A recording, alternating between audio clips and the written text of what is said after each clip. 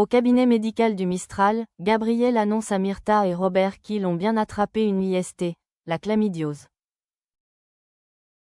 Le couple est surpris d'apprendre cette nouvelle, et plus particulièrement Myrtha qui reproche à son partenaire d'avoir des relations sexuelles avec d'autres femmes.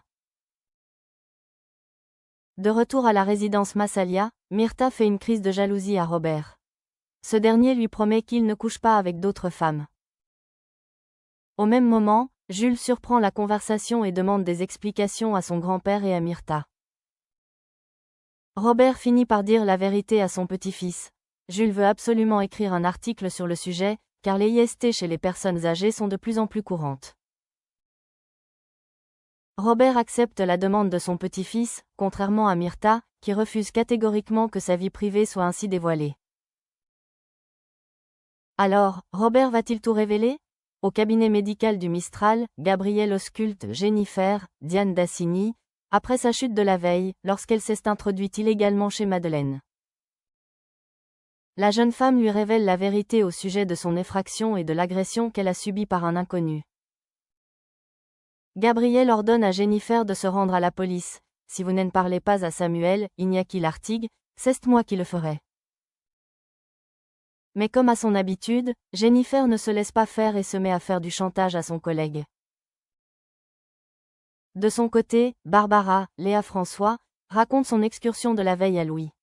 Ce dernier est inquiet pour la jeune femme.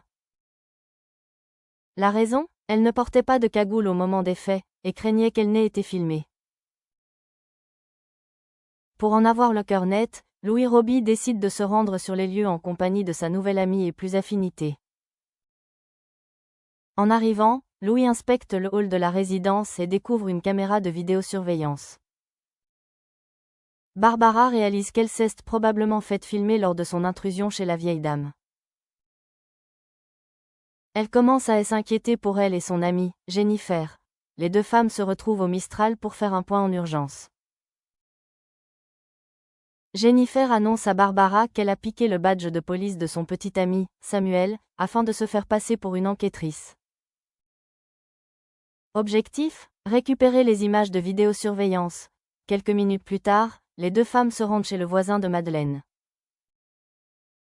Elles se font passer pour deux enquêtrices implacables et demandent à cet homme de leur donner les vidéos de vidéosurveillance. Le voisin de Madeleine accepte de leur donner son smartphone sur lequel se trouvent les images. Une fois seules, Jennifer et Barbara examinent les photos et découvrent l'individu qui est entré par effraction chez Madeleine. Pour elles, aucun doute, il s'agit d'Antoine Lamaurie. Mais en sont-elles vraiment certaines? Au bar-restaurant Le Mistral, Yolande surprend une conversation entre Jennifer et Barbara. Elle les invite à leur table et leur explique que cette histoire leur rappelle celle d'un homme, Raymond, qui vivait dans le quartier. Lui aussi avait mis son appartement en viager et est décédé peu de temps après, il y a environ 1 an. C'était le patient de Gabrielle Riva. Jennifer se rend aussitôt au cabinet afin de vérifier le dossier de Raymond. Gabrielle la surprend en train de fouiller dans les affaires. Il informe la secrétaire médicale que cet homme est décédé d'une crise cardiaque.